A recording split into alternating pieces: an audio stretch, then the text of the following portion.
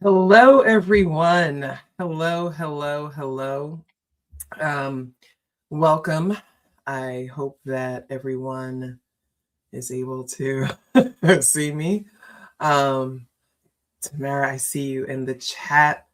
Hello, everyone. I just want to give people a couple of minutes to come in before I get started. But while I'm waiting for people to log in, I just want to make sure you can hear me. Everybody can hear me? Okay, great. let's hope everybody can hear me. So a couple of things about live streaming. If you have not um, been on a live with me, you may not know that there is a bit of a delay. So there are some interactive parts of this workshop, but you may see me pause a little bit just because I'm a few seconds ahead of you. So I want to give you time to respond and things like that. I made this for ages 12 and over. There are some things that we may discuss that younger folks may not quite get, but if you do have your children watching with you, I encourage you to just kind of share and explain some of the things that may not make sense. Okay, so you all can hear me. Thank you so much. This is going to happen in about 3 segments. I'm combining a lot of work. I have given Martin Luther King Jr.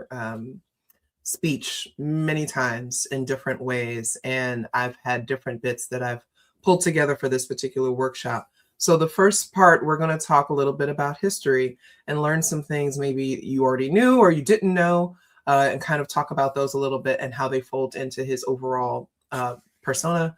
Then we're going to look at some of his words, his quotations, and I'm going to contextualize those for you. On a day like today, when the President of the United States, for the first time since it has become a national holiday, the President of the United States did not formally declare it a holiday.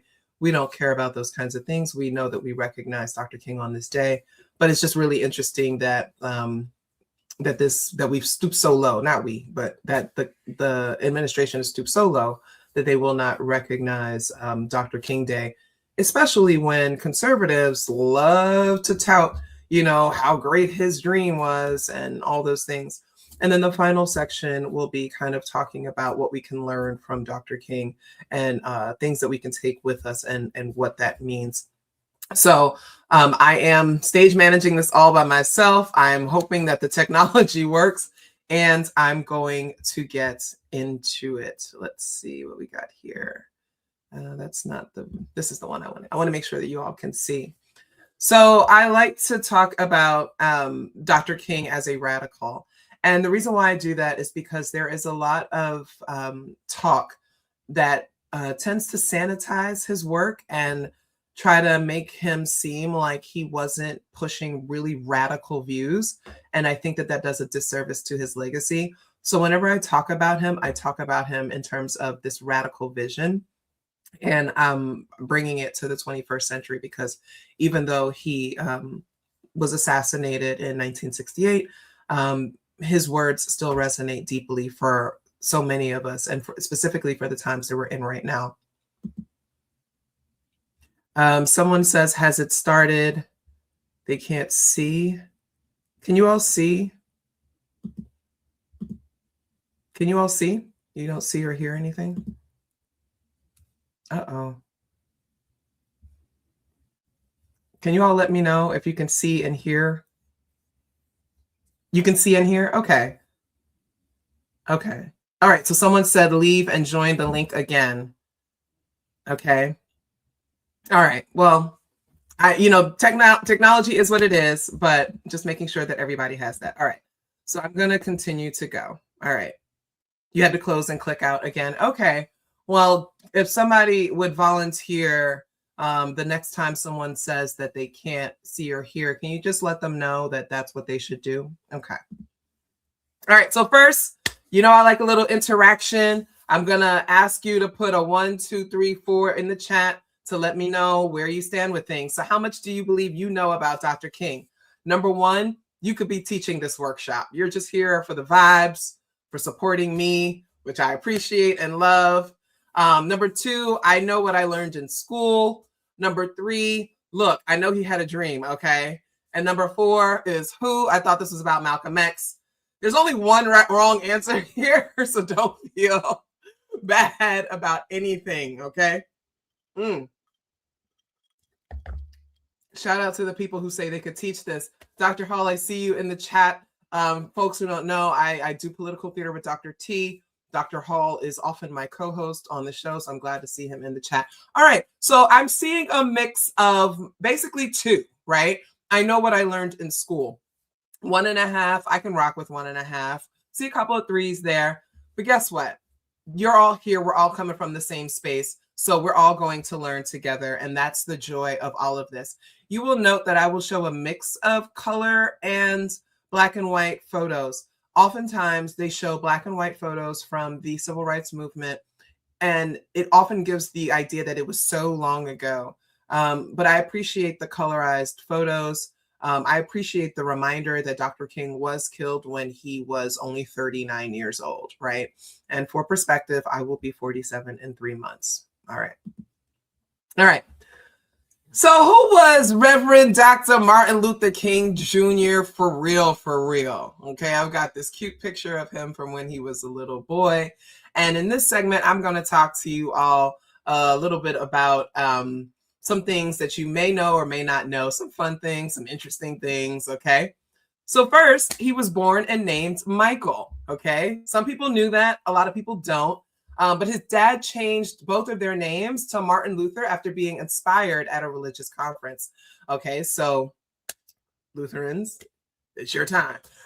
So because he was his son and he was a junior, he changed both of their names. Okay, so that's a really interesting fact. I love this picture too. I saw someone in the chat say that.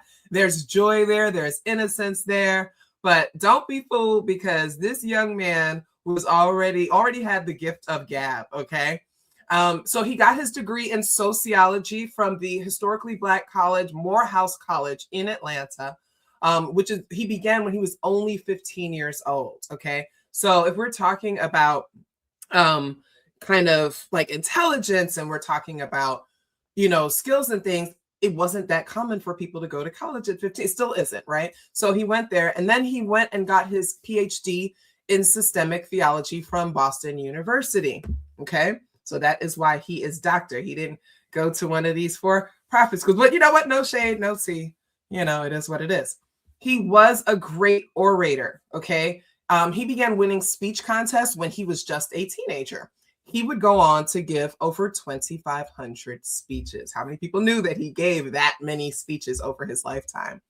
And I always bring up the fact that he's a great orator because that is actually what led to him becoming involved in the civil rights movement. Yes, he was a preacher. Yes, the church was a hub for activism. And yes, he believed in the cause. But he was invited to come and give speeches almost like pep rallies to rile people up, to get them excited because he was such a fantastic orator. He's one of my favorite orators. I have studied him. I have used some of his styles in my own speeches. And if you ever wanted to kind of just go on a deep dive of watching his various speeches, his cadence and everything is really fantastic. He didn't always want to be a preacher. And that's important, right? Because sometimes we learn about preachers and we hear that, you know, ever since childhood, they were raised in the church and they wanted to do this. That was not always the case. Like so many other Black folks at this time, he was questioning the resurrection narrative. He had a period where he wasn't quite sure if he believed it, you know? And this is important because if we're talking mid 20th century, we'd already had Garveyites. We'd had some others who were coming. You have Carter G. Woodson, right? Dr. Carter G. Woodson, Harvard grad. You may know him as the person who created Negro History Week. He also wrote the book, The Miseducation of the Negro. In that book and in his other writings, he was very critical of Christianity and the ways in which he felt that it was counterproductive to Black liberation. That's my own thought about why he's not a household name. But Dr. King was not immune to this kind of discussion. And so at a time, he actually wasn't sure he believed it either. But, you know, he came around, and as we all know, he went on to become a Baptist preacher. All right. So I also love this photo of him, younger King in the stacks. But did you know that he plagiarized his dissertation and several of his graduate school papers? Now, see, we're going to talk about the whole King. We're going to talk about the whole picture. And sometimes, you know, when I talk about this, people are like, oh, why are you disparaging him? I'm not disparaging him. I'm humanizing him. Okay. So what ended up happening, here's the story. After he died, Coretta Scott King decided to like pull together all his papers and create a collection. There is a collection of his papers at Boston University, and it's a lot, right? She decided to come and collect his papers. And so she, you know, had people helping her with it. And somebody noticed, they were like, wait a minute, they're going through his dissertation. And they're like, wait a minute. And they said about 1/3 of his dissertation had been plagiarized. And the title of his dissertation is A Comparison of the Conception of God in the Thinking of Paul Tillich and Henry Nelson Wyman. How many of you are learning that for the first time today? Okay, but not just his dissertation, also some of his graduate school papers. And here's the interesting thing. There's been a lot of conversation about why he may have done this. At the time, he was preaching. He was a preacher. He was leading, you know, his church and things like that. He might have been busy. They also say that it's possible that he had people writing with him and was possibly dictating things and, you know, having people paraphrase things, and the folks were not necessarily given the credit, things like that. Some of it may have been intentional, like not necessarily. I read one explanation that as a Southern Baptist preacher, he's used to quoting all types of people, not necessarily citing them in his sermons or what have you. So he may have approached his dissertation in that way. Who knows? But what they do know is about 1/3 of it was plagiarized. And there is a note. If you go to Boston University and you go to look at it, they do have an insert that acknowledges this. Now, when they found it, they didn't necessarily want to reveal this. They didn't want it to come out because they didn't want to tarnish his legacy. But at the same time, as with me, I think it humanizes him. I think it tells the whole truth, and it gives credibility, right? If you're gonna hide something, then you could be hiding other things. And so I think it was important to note that, you know. But what's interesting is that he went on to sue someone for copyright infringement. And this is also really interesting to me because, you know, he had his what we call the I Have a Dream speech, and he had used it. And what ended up happening was, of course, it became really popular and people decided that they wanted to, you know, profit off of it or what have you. And so in King versus Mr. Maestro Inc., he sues them for copyright infringement. Now you can scan this, take out your phones, unless you're watching me on the phone, then whatever, but take out your phones. There's also you can replay this when we're done. So you can take out your phone, you can scan. I have a link directly to the case and you can read it yourself. Now listen, if I'm hot in these streets and someone comes and takes my intellectual property and is trying to make money off of it, and I don't want people to profit from, you know, I'm trying to liberate people. I'm not trying to make money off it. I'm not, you know, making merch off of I Have a Dream. You know, that's something, you know, I understand why he did that. So that was a thing. Some people don't know that he was involved in a copyright infringement case. So in terms of that speech, it's really important to acknowledge that the speech itself was called Normalcy Never Again. And we're going to talk about that a little bit later. Let me move over here. Okay. Here we go. The next slide. The I Have a Dream speech was called Normalcy Never Again, and it contained bits that he'd already used. Just like I am talking to you right now, and I've pulled together different things from speeches that I have given. It is very common practice for orators and public speakers to recycle things that they have already said. Not unlike comedians, sometimes we test it in smaller venues to see if it works, see if we need to tweak things, and that is what he did. So the working title was actually Normalcy Never Again. And this is what the story is. Now, again, I'm only giving you guys tea. I don't know, I don't confirm necessarily everything, but you know, some things we know are fact, but some things, the lore is that there was a young woman Parithia Hall, who she was an activist. She was in Philadelphia. There was a meeting at a church, and she was like kind of rocking back and forth, and she started kind of humming and started saying the refrain, "I have a dream, I have a dream." And Dr. King happened to be in the space. Some people say that he was inspired by that. I've heard narratives that she gave him permission, but then I also heard narratives that she never really talked about it. She didn't want to lay claim to it. She didn't want to be disruptive to the movement. She was not on some, oh, well, I said it first kind of thing, you know. So I'm just putting that out there just so you know that.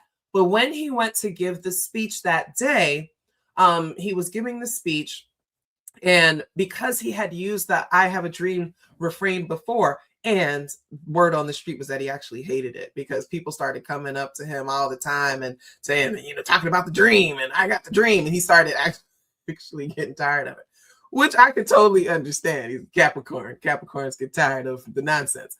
But it was said that Mahalia Jackson, I believe, whispered to him and it's like, tell him about your dream at the end, because this was the whole "I have a dream" part. They said it was riffed off. So it's not that he hadn't used the phrase before, but in terms of this particular speech, I don't think that he was planning to use it because he kind of got tired of talking about the damn dream. It's fun. This is a human being. Again, he was assassinated when he was 39. So this is a young man. You know what I mean? All right. So he didn't agree with the Montgomery bus boycott at first, okay? So he thought it would put people at risk for losing their jobs. Again, so go back to this idea about him as an orator.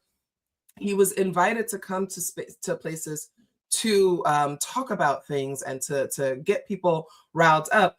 Wasn't necessarily involved with organizing in the beginning, right? There were a lot of strategists that were involved. We're talking the Student Nonviolent Coordinating Committee. Later, we had the Committee on Racial Equality. You had the Southern Southern Council of Christian Leadership. Okay, the SCLC, you know what I'm talking about. The Southern Christian Leadership Council. Golly. I'm old, guys. You had all these different organizations that were doing different things, right? And he was, you know, visiting and participating and supporting and things like that. But there were people that were on the ground. We talk about people like Bayard Rustin. We talk about Ralph Abernathy. We talk about A. Philip Randolph, right? All these people, they were Rosa Parks, Claudette Colvin, others that were involved in that kind of thing. So at first he was like, you know, if we get people to do this, they could lose their jobs. And I'm not sure what kind of impact that's going to have. And so when I bring that to the 21st century, because when we talk about people boycotting things, right?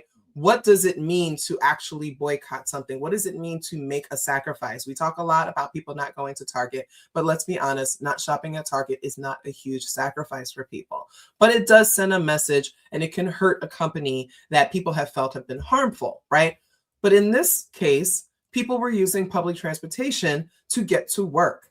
Okay, a lot of people did not have cars. So for him, the compassionate person that he was like, I'm not sure that we should ask people to do that. But then he became convinced once all the people kind of showed up and they were like, no, Dr. King, we are with it. We are down. This is what we're ready to do. And so he got on board. He was also arrested about 30 times in a decade. Okay. I don't know how many of you in the chat have ever been arrested. It is not fun. I don't know how many of you have been arrested for being an activist. It is not fun. But he was arrested 30 times. And one of those times, as we know, Birmingham jail, we get the letter from the Birmingham jail, one of his most famous essays that he wrote. But they were going after this man. And he wasn't the only one, right? We know that there were coordinated efforts to target activists and continue to arrest them and put them in jail, to wear them down, and to send a message to their supporters and followers that we will treat you like that. Where else do we see that happening? Right now, we see that happening with these ICE raids, and how they're just the other day, they took an older man in his underwear, pulled him out of his house into the freezing weather, basically paraded him on the street and let him go an hour later. This is a tactic this is not a new tactic. It is something that this country has done many times. Some people also don't know that he was the vice chair of the American Committee on Africa and focused his interests on the efforts primarily in Ghana and Zambia. Okay. And I have a scan right here, yet another speech that you can pull up on your phones and save to read later. It's called The Birth of the New Nation speech. Now, this is important. I have to stress this part about Dr. King, okay? He was absolutely, absolutely influenced by W.E.B. Du Bois, okay? And as we know, or maybe we don't know, W.E.B. Du Bois was a Pan-Africanist. He did a lot of work with folks from the continent of Africa, from other countries in the Caribbean and things like that. All these leaders were getting together. And that's why sometimes I get really frustrated when we hear people saying, well, I have nothing to do with that. I'm not African, I'm not this. Our greatest leaders understood the importance of international solidarity, Pan-African solidarity.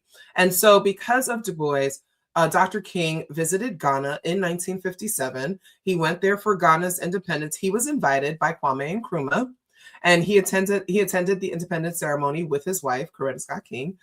He was so moved by this, right? He started seeing the parallels between Ghana's fight and the U.S. civil rights struggle, okay? So this experience solidified his belief in nonviolence as a tool for liberation, and it inspired the sermon, The Birth of a New Nation, which I just gave you the link for.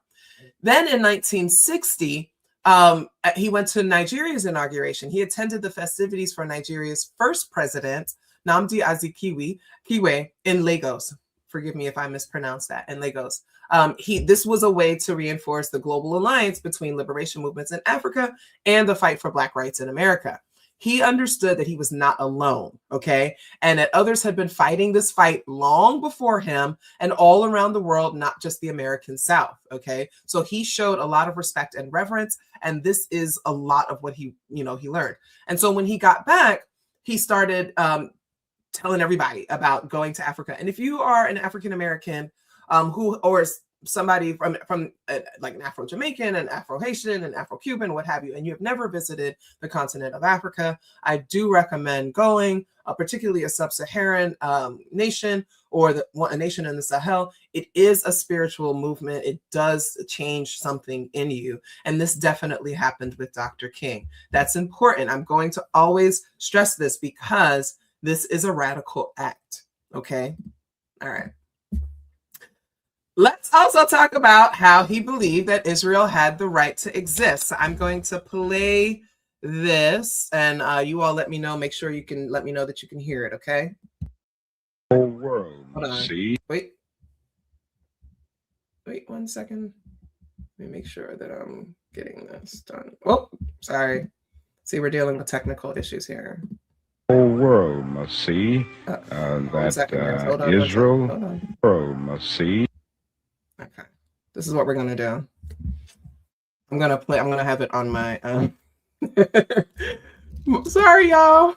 I knew this was gonna happen, but I have it on my computer, so I'm gonna show you. Give me 2 seconds and I will share it. I appreciate your patience. Thank you very much. Hold on, I'm gonna share it. I have it here. Hold on.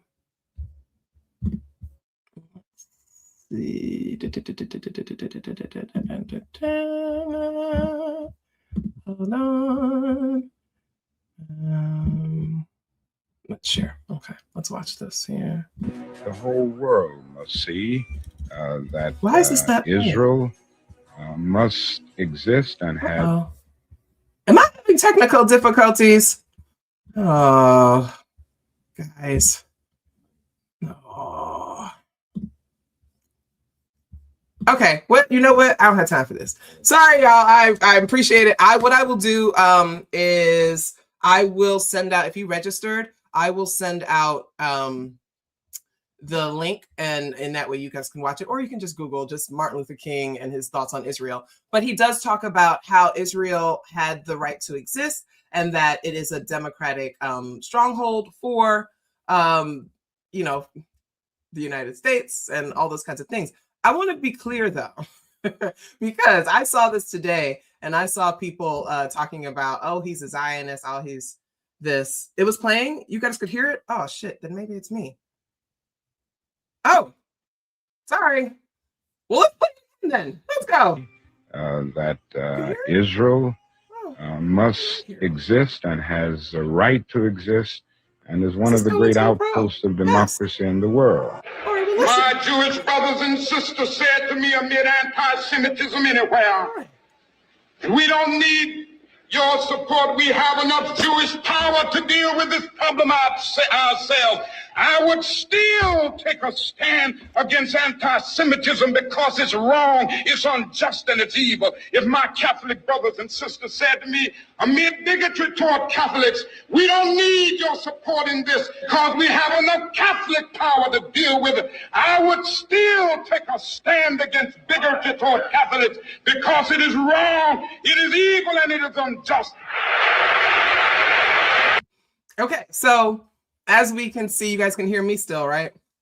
So we have to contextualize this. We have to contextualize this, right? So at that time, right, what we know, our current consciousness about Israel is very different than the consciousness back then, right? And honestly, if I'm looking through history, I think the Black Panthers were among the first to kind of highlight the plight of the Palestinians in terms of the relationship to Israel, right? They're not the first, but I'm saying among the first in terms of raising Black consciousness about it, right? Dr. King's perspective is coming from anti-Semitism is wrong, anti-Catholicism is wrong, like all these things are wrong. He's just like anti-anything is wrong.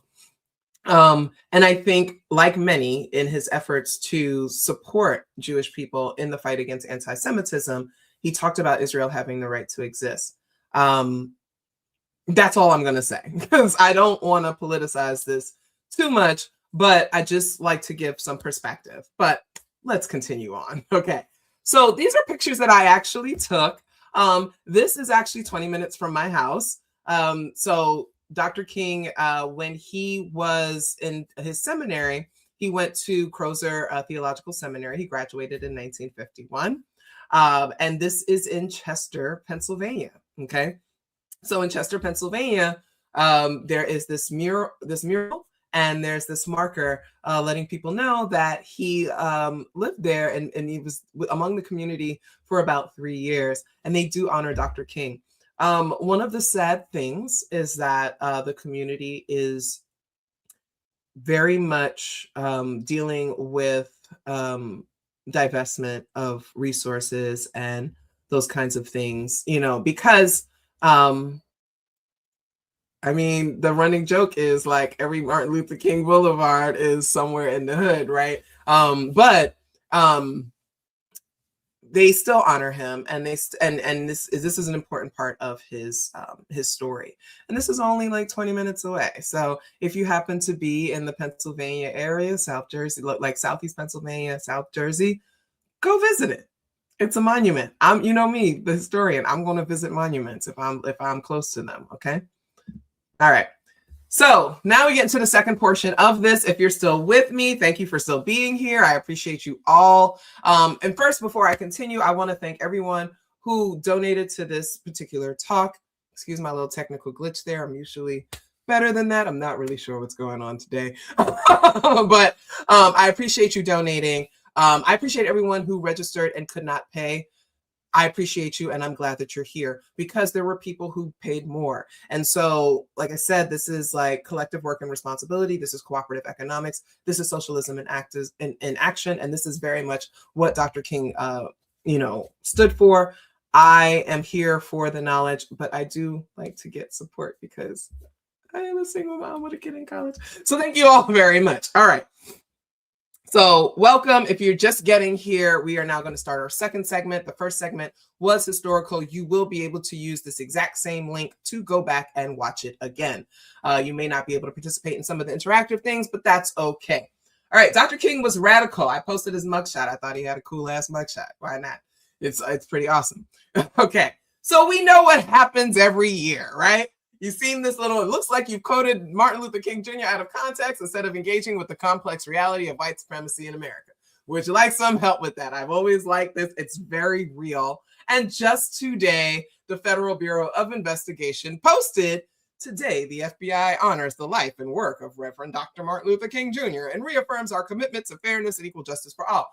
We're talking about the same FBI that tried to get him to kill himself. Okay? We're talking about the same FBI working with the same CIA, the same government, everything that tried to destroy this man's life. Might have had something. We're not going to say that. We're not going to say that. But it's ironic. It is incredibly ironic that people who their parents wanted him dead, their parents, their grandparents fought against everything that this man stood for.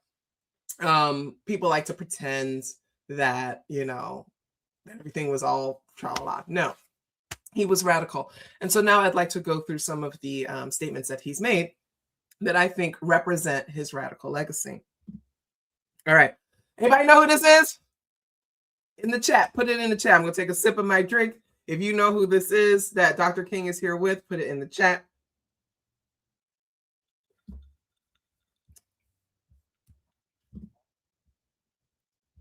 He did. He had a dope mugshot. I really love it.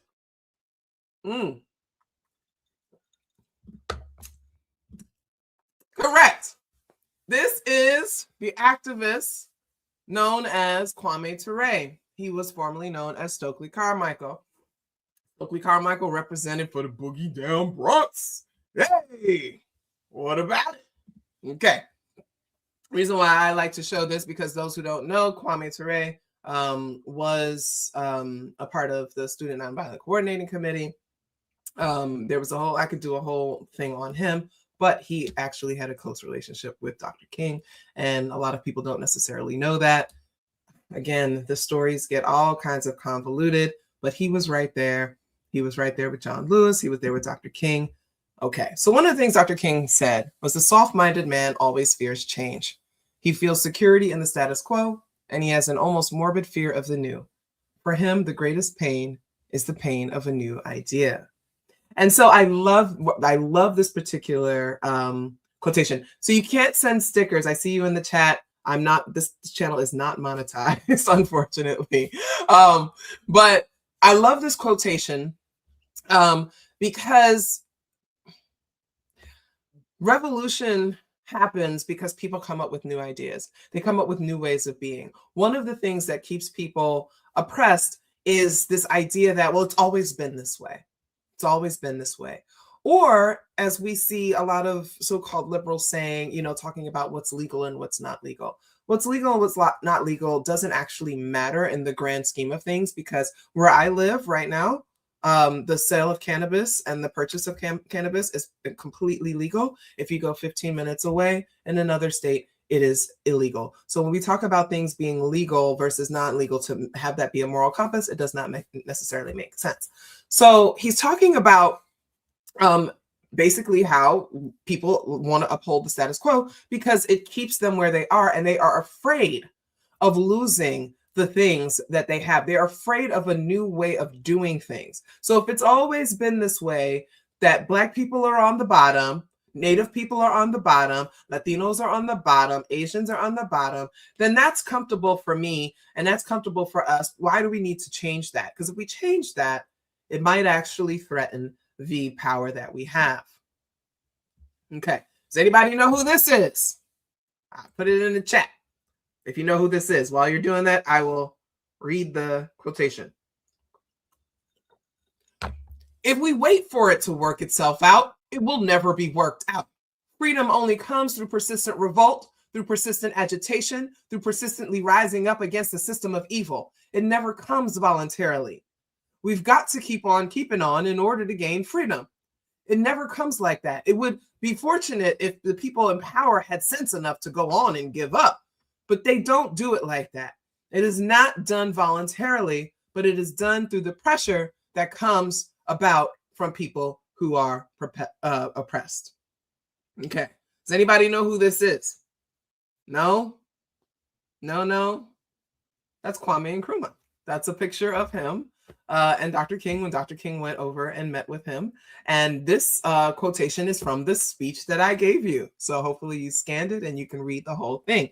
Again, Dr. King was really jazzed up. Like, he was out there, 1957. He's like, yo, this is, I'm empowered right now. I'm like really feeling the vibe. And this is when you start to see a shift in him as well. He's not just the preacher orator. He starts really folding in this Pan-African liberation, but these values into his speeches. And so anywhere that he could talk about it, he's going and talking about it. I believe this speech was given in Detroit. And so this comes from that, right? And so what is he saying there? If we wait for it to work out, it's never going to work out. This is directly Paulo Freire, Pedagogy of the Oppressed. We continue to wait for the powers that be to liberate us. People in power are never willingly giving up their power. And that's something that a lot of people struggle with accepting. You have to take what's yours. In order to gain freedom, we have to fight for it. And so a lot of the conversations that we see online and offline are really talking about this kind of clash between those who are like, well, we could just vote people out, or we can just have bouncy houses at a protest. And other people are like, nah, we need our guns. We need to shoot these people. We need to fight back. Robert F. Williams, Negroes with Guns. We shoot back, right? So as we see ICE going on these streets and terrorizing people, and we see what's happening with protesters and how they're abusing citizens and how they just shot and killed a citizen, we cannot continue to be like, oh, well, they'll eventually come around. No, he says it is not done voluntarily, but it is done through the pressure that comes about from the people who are oppressed, okay? So he's never been on some, oh, we just sit idly by, we just hold hands and do nothing. And a lot of people like to twist up his nonviolence approach by suggesting that was. No, we have to apply pressure. You want to apply pressure to people in your DMs? None of that matters. Apply pressure to the people that are keeping us in servitude and who are oppressing us. So here we have a colorized version of a picture again with him with Kwame Ture. Again, I'm just reminding people that there was a lot of this interworking between groups. One of the things that we see happen with movements is that there are different factions. There are people that have different values, but I believe that iron sharpens iron. And while we may not always agree on everything, like you all know how I felt about the last presidential election, we still have the same goals, and that is the liberation of our people. So he says here, he asked this question: why do white people seem to find it so difficult to understand that the Negro is sick and tired of having reluctantly parceled out him those rights and privileges which all others receive upon birth or entry in America? Okay, so this is a statement on immigration, right? This is a reminder that people come into this country, they become naturalized, they become citizens, they have the exact same rights. He says, I never cease to wonder at the amazing presumption of much of white society, assuming that they have the right to bargain with the Negro for his freedom. So this is when he gets audacious, right? This is when, we're hearing Dr. King start to challenge white people, and they never pull these quotations up, right? They never bring up the quotations in which he directly indicts white people and calls them to the carpet. He's like, I don't understand. I'm going to give you the Negro version of it. I don't understand why these crackers think that my freedom is anything that they could actually give to me. I don't understand why they think that this is negotiable. Okay? And I'm a human being like anybody else. And how dare you? Why do white people struggle with understanding that they have absolutely no say whatsoever on what rights and privileges anyone else can have, right?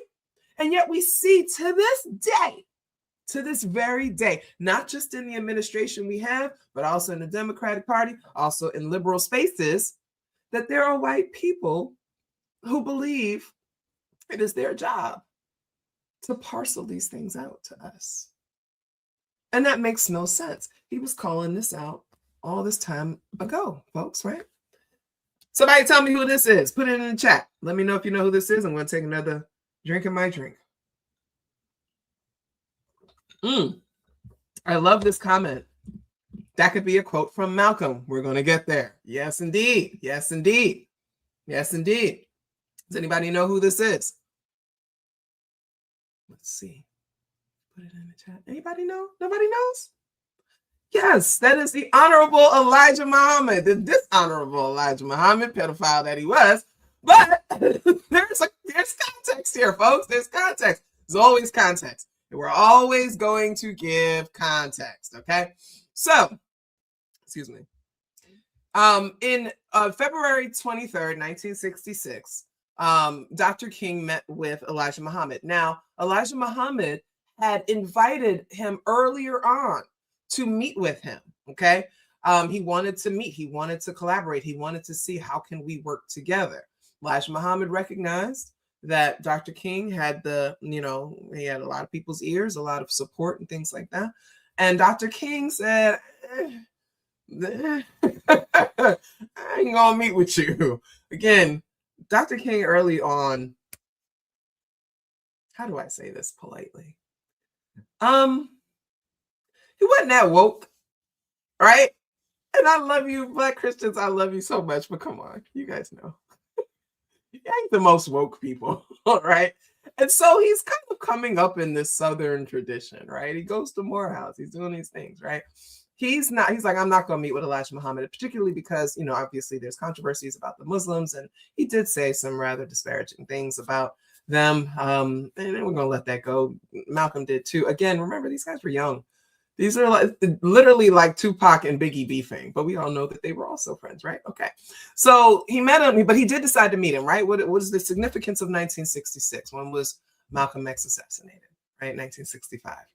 So I always tell people that when Malcolm X was assassinated, that had Dr. King shook. He knew he was next. He knew his time was up.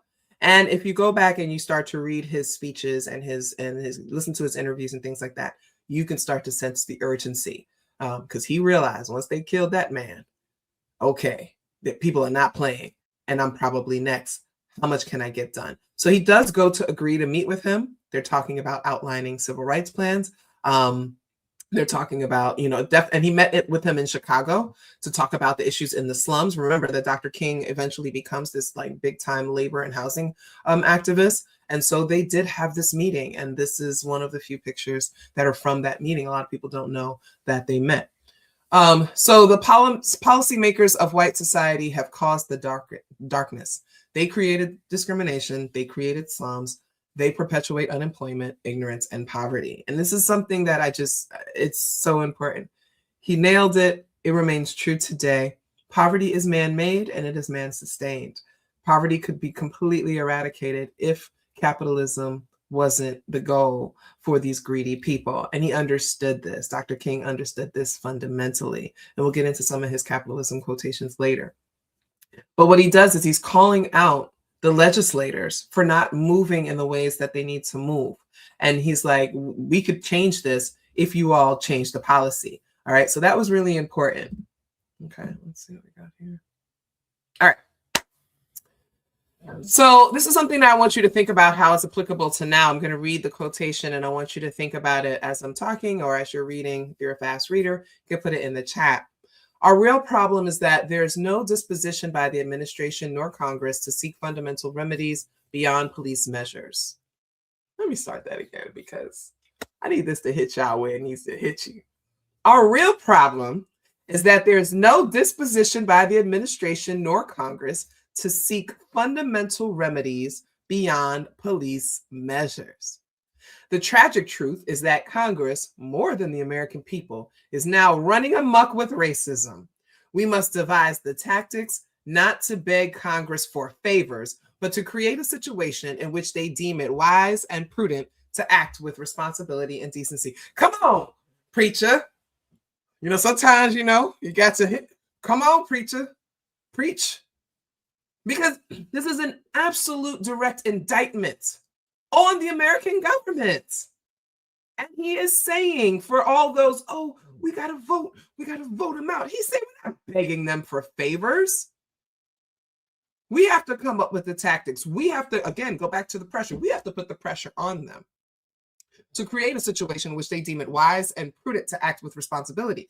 Now, my only pushback on this is that it puts a lot of the burden on oppressed people to basically teach them how to be good people and be good legislators, when the truth is that they should just be good people. But he also understands that it's not going to happen.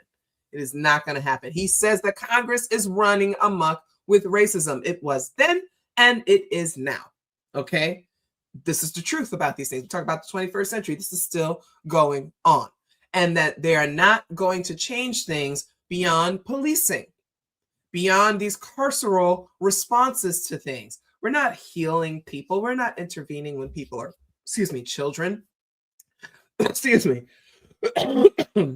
We are constantly stripping funding from these early intervention programs. They're stripping funding from mental health support and social workers. They are stripping funding from the schools and all these things that these institutions, these programs that exist to intervene early, to cultivate compassion and make better people, to lead people into lives that they would not have to rely on criminal activity. But they get rid of all those things and then they get mad and want to arrest people. He was calling this out even then. All right, quick quiz time. Quiz time. This is an easy quiz. This is an easy one.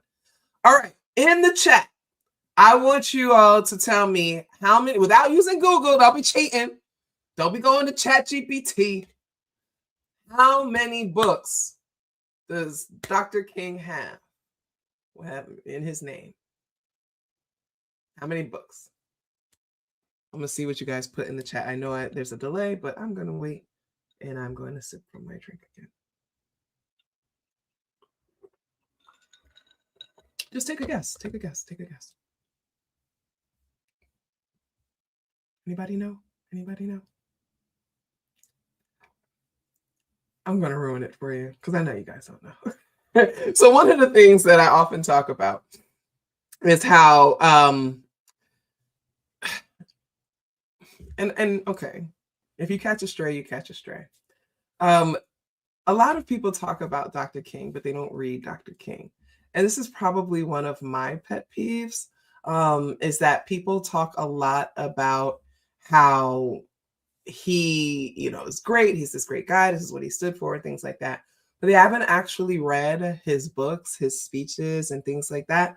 So, also want to make sure you guys are still in the chat. Am I still going? Okay, hold on. I'm going to make sure. Hold on, guys. Okay. I can't see the chat. Oh, no. Oh, no. I can't see the chat. Okay, well, I'm just going to keep going, guys. I'm going to keep going. All right. He has 5, technically 5, okay? Oh, see, there's a chat. The chat was acting up, guys. Sorry for the delay. All right. So, he had 5. 5. Who said I see 5. I see 5. Some people said 23. 23 would be great. What a prolific writer. Oh my gosh, you guys put it in there. I'm sorry, the chat was doing some chat. Again, I'm having technical difficulties. I apologize for that. 5. Yes, it is 5. But so 2 of them came out while he was alive.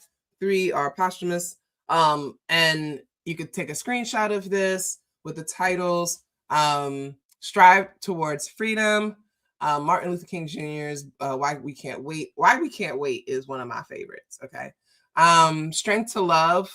There's a forward by Coretta Scott King. Where do we go from here? Chaos or Community. That is a banger. Listen, so these are like compilations of his essays. That one right there is straight heat. So between Why We Can't Wait and Where Do We Go From Here, those are the ones. And then Trumpet of Conscience is the last one. And I'm happy to say that my last book was published on Beacon Press, which has published several of his books. I appreciate you all for being here. I don't know what's going on with this, but I'm going to keep going and I'm going to keep on keeping on. All right, so now we're entering into the 3rd stage. If you're still here with me in this workshop, I appreciate you so much. Again, if you came in late, you're always going to be able to go back. You have the same exact link. It will be available for replay. In about a week or so, I'll make it public to everyone because I am all about the knowledge. I'm actually probably going to edit out some of those like weird glitches or what have you. But now we're going into the final stage, 5 lessons that I believe that we can learn from his radical legacy, because it's great to hear the words. And I think it's really good to kind of get lessons out of them and to contextualize them. And so this is one of the things that I love. All right. So the first one is to learn from your forebears. So you guys heard me say earlier that Dr. King, excuse me, that he studied many people, like, and he was definitely influenced by, we've heard Gandhi. We leave Gandhi out of this because everything that we know about Gandhi these days, but he's definitely formed by W.E.B. Du Bois. And I just want to point out that in a speech that he gave at Dartmouth shortly before he died, so we're talking February of 1968, he gave a speech honoring Du Bois and his work because Du Bois had passed away. And in his closing, he said, Du Bois's greatest virtue was his committed empathy with all the oppressed and his divine dissatisfaction with all forms of justice. Okay. And I point that out because I think one of the biggest lessons is he's saying, today we are challenged to be dissatisfied. And that's such an important lesson because once we become satisfied with the status quo that he talked about, then we won't push for change. Then we won't advocate for change. And we can never get too comfortable. Okay. So he's challenging us to be dissatisfied with things. And I actually direct this to a lot of the Black excellence folks, because sometimes you all get a little too caught up in some of your elitism and your classism and things like that. And you think that things are okay just because you have a 6-figure job and all these kinds of things. But you still need to be dissatisfied because we are still dealing with significant oppression. And we can look around us and see exactly where we are, not just here, but globally. And we have to be dissatisfied. We can never be content with this, okay? The second lesson is that freedom ain't free. It ain't free. A lot of people think that it's going to come nice and easy. Think you just go up to the voting booth and you just cast your vote and then freedom is tomorrow. Absolutely not.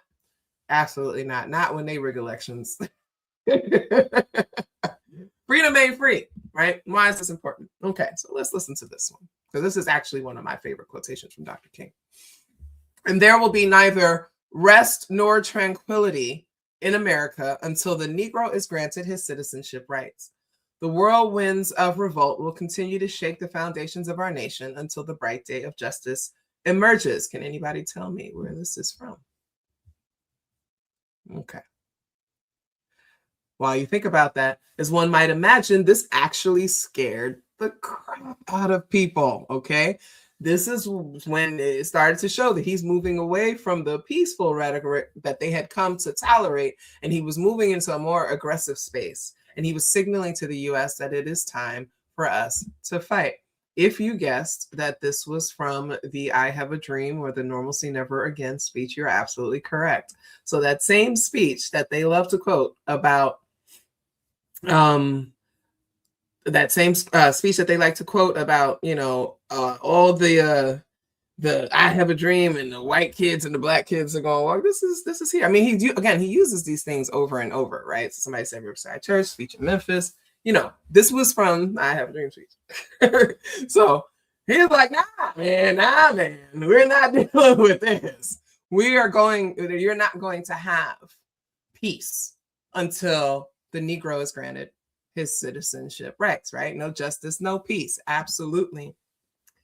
He also said our only hope today lies in our ability to recapture the revolutionary spirit and go out into a sometimes hostile world, declaring eternal hostility to poverty, racism, and militarism. And the reason I love this quote, there's 2 reasons I love this quote.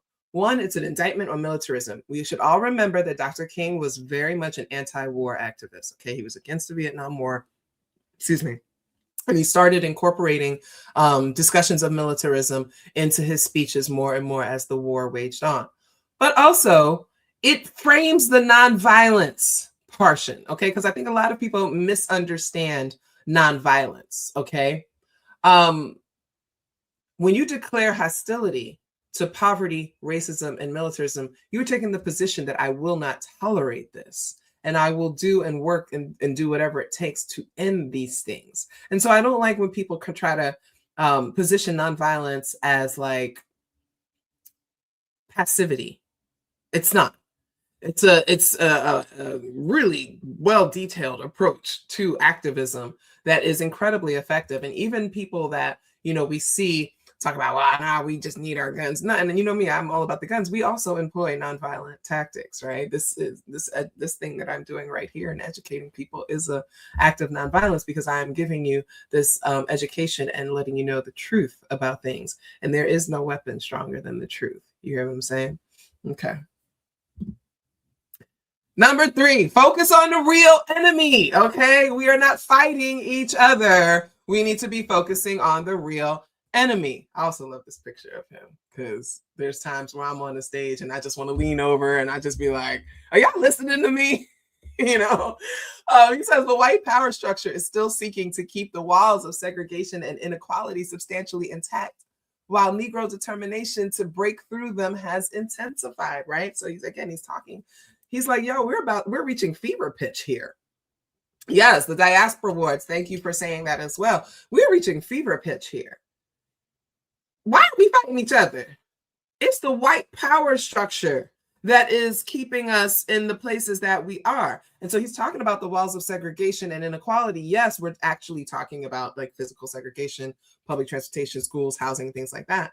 But it's also applied to segregation between our groups, right? Kind of keeping African Americans, Native Americans, Latino Americans, Asians, keeping them separate, right? And the white power structure benefits from us fighting each other. And now we see more of it because as a result of the civil rights movement, and as a result of a lot of the fighting that African Americans have done over time, immigrants are able to come over from countries in Africa and countries in Caribbean and South America and things like that, and coming, and we have to make sure that we are unifying because the real enemy is them. It's not us, and we should not be fighting against each other. And this harkens to his Pan-African views, right? A nation that continues years after years to spend more money on military defense than on programs of social uplift is approaching spiritual death.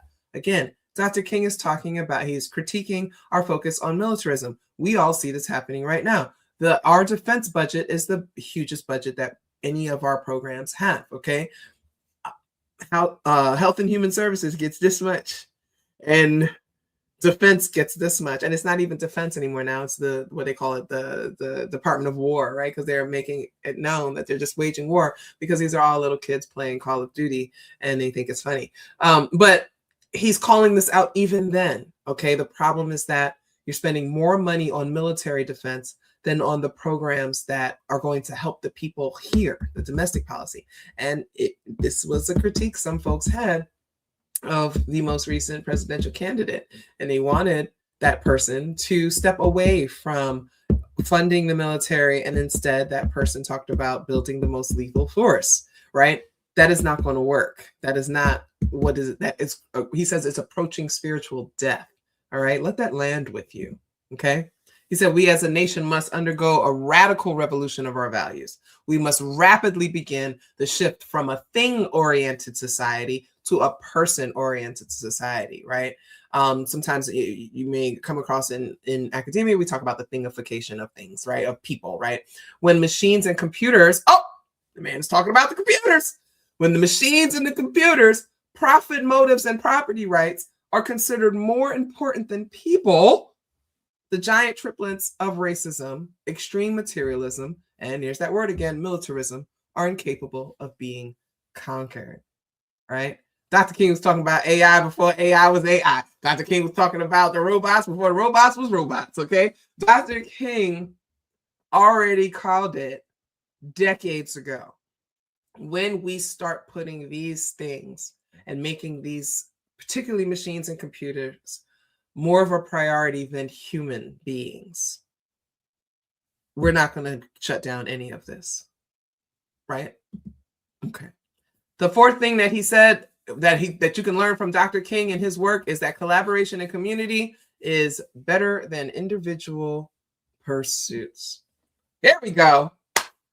This picture, this infamous picture where Dr. King and Malcolm X crossed paths for just a few minutes, shook hands, and it is one of the greatest photos ever. I want to know what the joke was and what made them laugh. I like to imagine in my own fan fiction that that Dr. King whispered in his ear, "These crackers, man," and then he was like, "Man, these white devils," and then they just laughed. That's how I see it. That's how I see it. I could be wrong, y'all, but that's how I see it. All right. So Coretta Scott King said, "I think if he had lived, and if the two had lived, I'm sure that at some point they would have come closer together and would have been very strong force in the total struggle for liberation and self-determination of Black people in our society." 100%, right? And we see evidence of that. I always recommend that people go and read the Playboy interviews with each of them, okay? Read the ones, I think Alex Haley wrote, interviewed Malcolm for one or what have you. I'm not recalling immediately, but each of them has an interview with Playboy. And I want you to read those. And then I just want you to like kind of read, again, after Malcolm was assassinated, start paying attention to Dr. King's words. Okay, no, we can't trust Haley. That's a great question. But start paying attention to his words. Start paying attention to the urgency. Start paying attention to how things begin to shift. Okay. All right. So I always love to show these. I don't know, this may be new to some of you, but maybe some of you have seen this. This is the telegram from, so back in the day, they sent telegrams and like through Western Union. Anybody ever use Western Union? Back when I was in high school, my mom used to send me money via Western Union because that's the only way. We didn't have Cash App back then. But anyway, so the one on the left, it says East Elmhurst, New York, and it's Dr. Martin Luther King, St. Augustine, Florida. "We have been witnessing with great concern the vicious attacks of the white races against our poor, defenseless people there in St. Augustine. If the federal government will not send troops to your aid, just say the word and we will immediately dispatch some of our brothers there to organize self-defense units among our people, and the Ku Klux Klan will then receive a taste of its own medicine. The day of turning the other cheek to those brute beasts is over. The Organization of Afro-American Unity, Malcolm X, Chairman, Teresa Hotel, Harlem." If you've never seen this before, let that settle in. Malcolm X said, "I got you." I'm telling you that when they shook hands, I know that's what they said. In my fan fiction mind, that is where, that's what happened. That was a meeting point. That was a time for them. Malcolm X said, "I will send my people down there to protect you," right? If you watch the film Selma, there's a conversation in there where there's this kind of suggestion that Malcolm knew that he had riled up and pissed off white people so much that he could actually probably distract from King.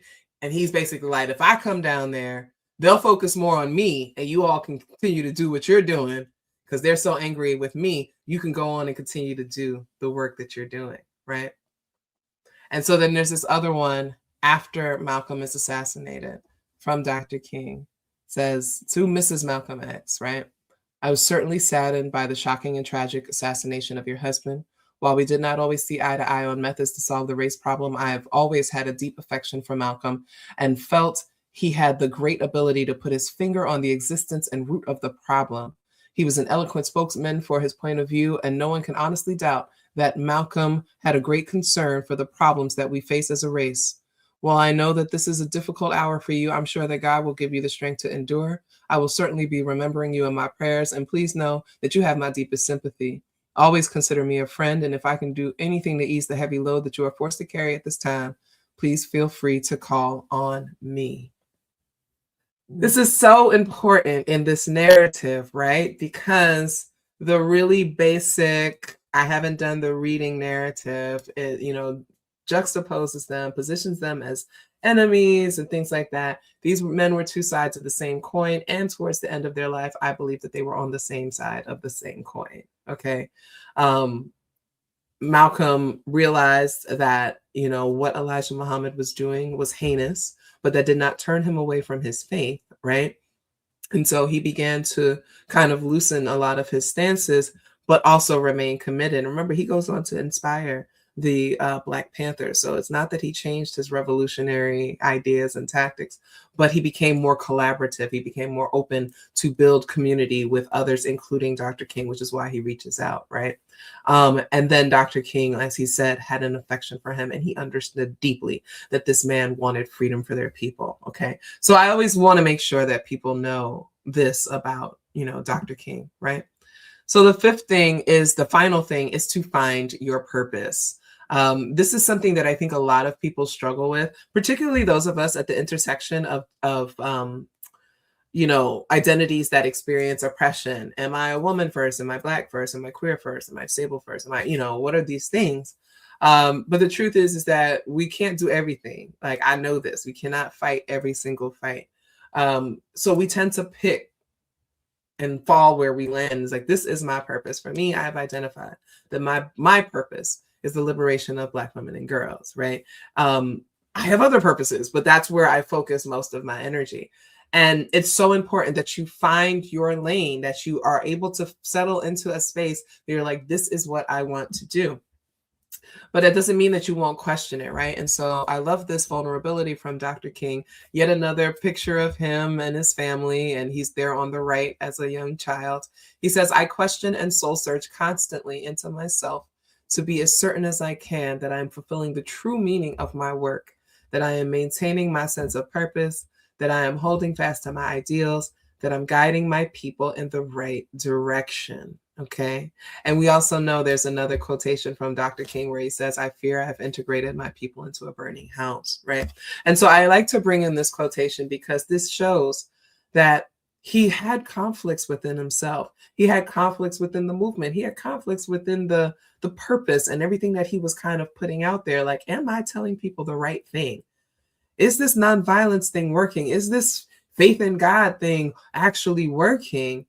Am I holding true to what it is I believe, or am I letting myself be pulled in ways that don't align with my purpose?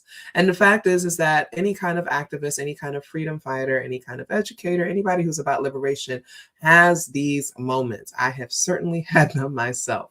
You have to look inward and you have to figure out, am I doing what I'm supposed to be doing, and am I living in my truth? And that truth for you may change over time, just as it did with King, just as it did with X, just as it did with even Audre Lorde, just as it did with Kwame Ture. People change.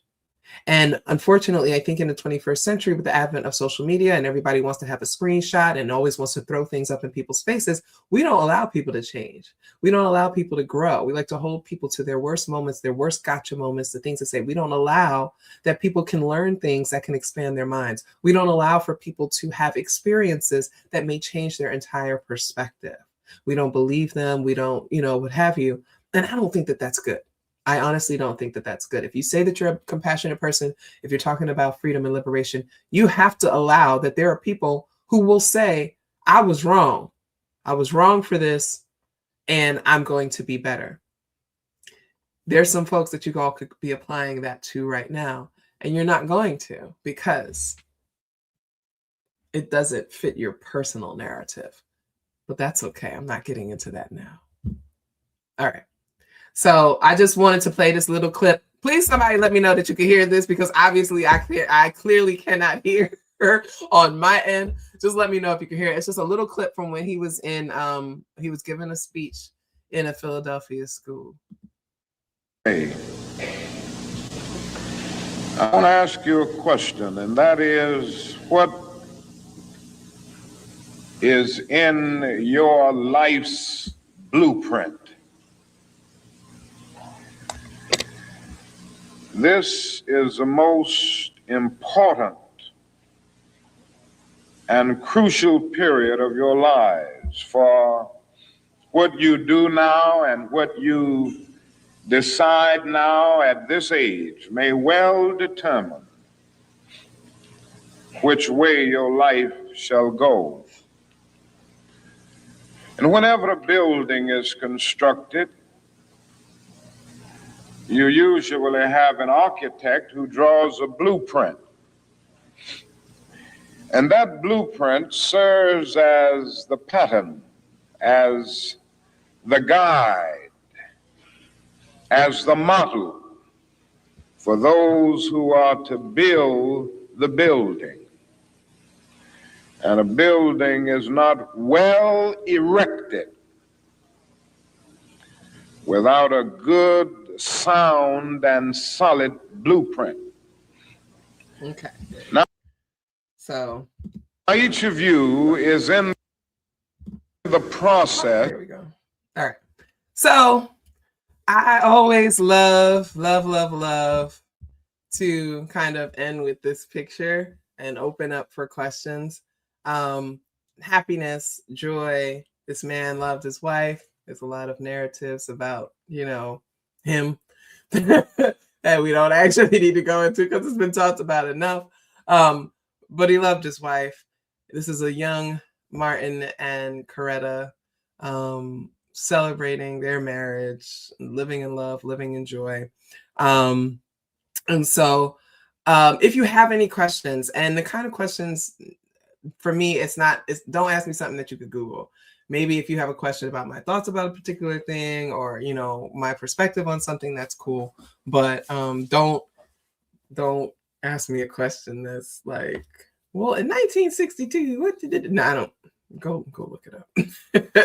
So I'm gonna open it up if you have any questions, or if you guys don't have any questions, just let me know. If you don't have a question, you could also write, I don't have a question.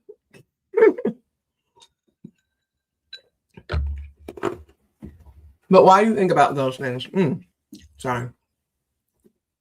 I'm such an ice eater. While you think about those things, if there's anything that I really want you to walk away from this with, is that the importance of reading. I know these quotations because I pull them from his speeches and from his interviews and things like that. I think it's really important that we actually study these people that we talk about, these people that we honor. I saw a lot of talk today. People are like, well, why is it a day of service? And I'm just going to rest and all these kinds of things. I honestly, this rest narrative, I have my own thoughts about it. The day should be a day of activism, in my opinion. We're not resting. We can't rest. Like, if you learn anything from Dr. King, there's no time for rest, right? No, we're always fighting. We will fight until freedom is here. And so when I hear the so-called rest narrative and this idea that rest is resistance, I cringe, because there's no resistance in taking a nap or going to sleep or resting and doing nothing. It might work for you, but I don't understand justifying that. It doesn't make any sense to me, but I'm an actual activist, so that's also part of it.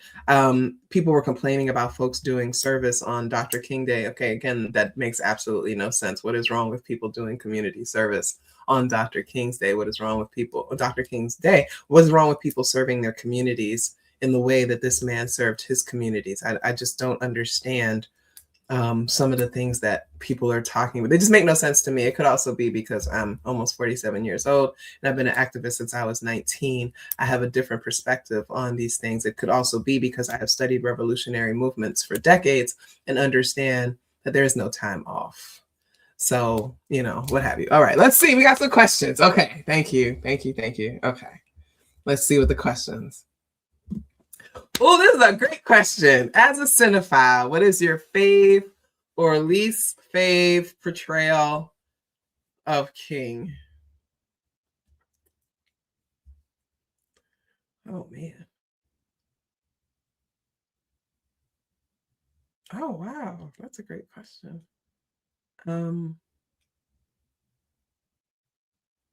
thought someone was okay. Let me come back to this, because what I'm thinking is that it's not one where he was a primary person, but I have to think about that. I have to go and look at it. He wasn't a primary character. He was like an auxiliary character. And I remember being like, oh, I like that. Let's see. Do you think, I'm going to assume, do you think the government anything to do with his mom and brother's death? That's a great question. I don't know. I don't put anything past the United States government. I do think that it is tragic that both his mother and his brother died in the way that they did. I don't put anything against the government. So I don't know. I can't say for certain, but I don't know. Let's see. I think Dr. King was always radical in his own way. I think the narrative of him versus Malcolm was driven by the media. Absolutely. Absolutely. 100%. Okay, so that was good. Let's see. Oh, so I appreciate your thoughts about its growth over time. Sometimes it seems like confronting the system is peeling layers of an onion with no core. What texts have helped you find your purpose? Oh, I love this. Me looking on my shelf right here. So I'm in my office, and this is where I did a lot of my graduate work or whatever. So I keep a lot of my books and texts that I use. They're like kind of right here, and they keep me, grounded. Let me see. This is a major one. The Miseducation of the Negro. This is such an important book, and people talk about it, and I know niggas have not. Excuse me. I know people have not read this book. People would not be talking the way they talk if they actually read this book. This book is one of the most important texts ever written in the history of the United States. And again, Carter G. Woodson is not a household name because of his criticism of Christianity. Let's see. Here's another one. Assata's autobiography. Okay, this is an important thing to read, and what I love about it is just it's incredibly accessible. Like the way she writes, it's like a homegirl talking to her friends. Let's see what else we got. I love compilations, but they're expensive. But there's one that African Intellectual Heritage is Dr. Asante and Dr. Abari. It's actually a collection about this thick of some of the greatest essays written by people of the African diaspora, going all the way back to Ptah Imhotep. So, and the way it's organized, you've got Du Bois, you've got Washington, you've got X, you've got King, you've got Maria Stewart, you've got Garvey, you've got Nkrumah, you've got Thomas Sankara. Like, you've got so many essays just in that one book. It's definitely worth the $100. And then Afrocentricity, I would say, by Dr. Asante. It's funny because he has some statements in there that are wildly queerphobic, and people don't like to let him forget that, even though he has renounced his queerphobia and has, fully embraced queer people. People like to hold, that book came out in 1980. Context is always important. Anything by Cheikh Anta Diop. Anything that talks about how the original Africans are Black. We've got Civilization or Barbarism, all kind of stuff. The Invention of Women is a great book that talks about gender from West African perspective. It's very important because we unfortunately are stuck in these Western binaries of male and female, man and woman, girl and boy, and they are counterintuitive to African ways of being. Native ways of being, Asian ways of being. It's counterintuitive to everybody except for European patriarchy, right? So I love reading books that kind of dismantle the gender binary coming from African writers, right? Let's see. You answered a number of questions in these closing thoughts. How do you feel his arrest and time in jail helped radicalize him?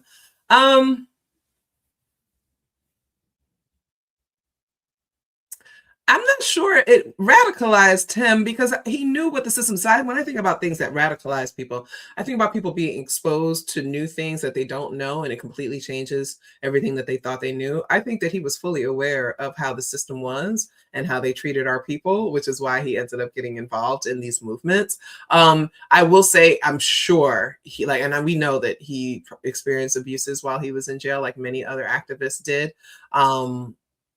probably gave him a lot of trauma, right? He, you know, I don't know if he was ever diagnosed with post-traumatic stress disorder or anything like that, but I'm sure he was deeply traumatized by his experiences there. Might have made him agitated. He was a gun owner. There were guns in his home. People need to understand that as well. They talk about nonviolent. He had a gun. He knew like what he was up against. So I'm sure that his time in jail probably created a sense of urgency as well.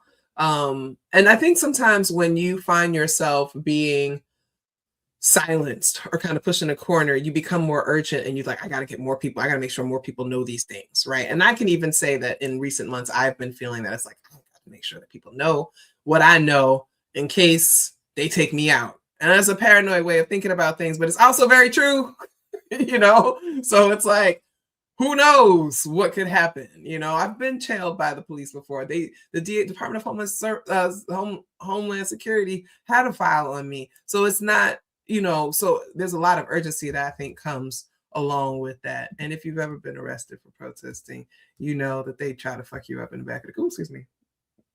They try to mess you up in the back of the car, especially if you're a woman, but that's a whole other story.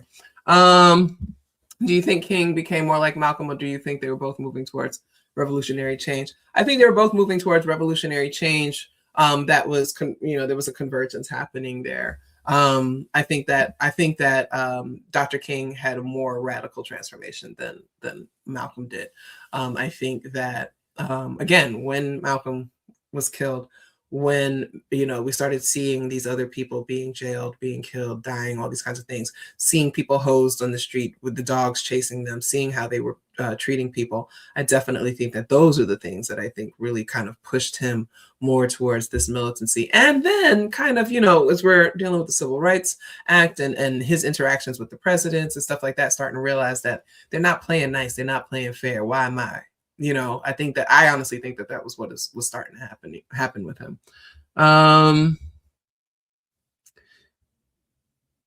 Let's see. Let me see. No, I wasn't thinking about that was funny, but I wasn't thinking about that.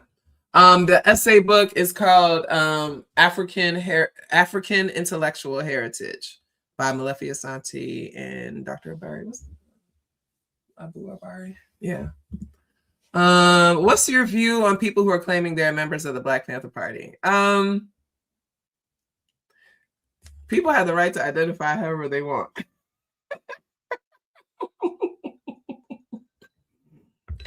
As I have posted online, I remember having a conversation with Bobby Seale. One of my favorite moments in my life. We had a smoking moment. You know, I bummed a Newport from him. We sat and talked.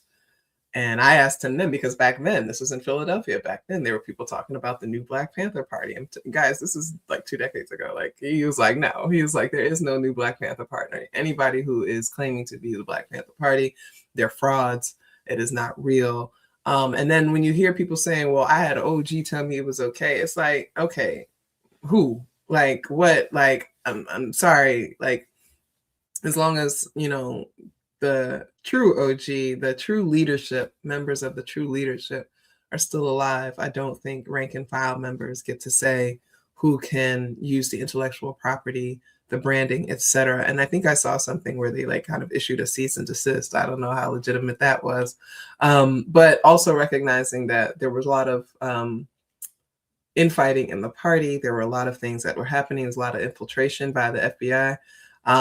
I personally do not trust any of this. I don't understand why you would even need to claim to be the Black Panther Party. I saw a video today, supposedly people training or whatever. Why are you recording this and putting this on social media? Like, nobody needs this. Like, I am leery of anybody that is claiming that. You could just do something different, right? We have the Movement for Black Lives. They didn't call themselves the Black Panther Party, right? There's just different ways that you can go about doing things. Yes, I do. Patreon.com/Feminista Jones. I have a revolutionary reading list that is there. I also have other reading lists, and I think we are at 192 weekly reading recommendations. So, and I have given like free books and all kinds of things. If you want to read bell hooks, I have the entire collection on my Patreon. So please go and subscribe and support that. Let's see, any question? I am never going to get monetized. You're correct. Yeah, I agree.